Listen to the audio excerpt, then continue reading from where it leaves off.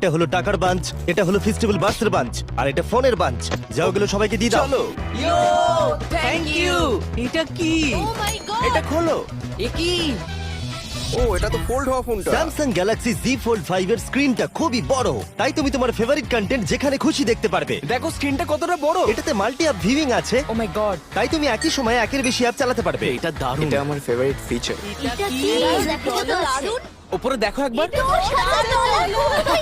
Z Fold 5 এর সম্পর্কে আরো জানতে বায়োর লিংকে ক্লিক করুন। এটা হলো টাকার বাঞ্চ, এটা হলো ফেস্টিভ্যাল বার্সের বাঞ্চ, আর এটা ফোনের বাঞ্চ। যাও ওগুলো সবাইকে দিয়ে দাও। চলো ইয়ো থ্যাংক ইউ। এটা কি? ও মাই গড এটা খোলো। এ কি?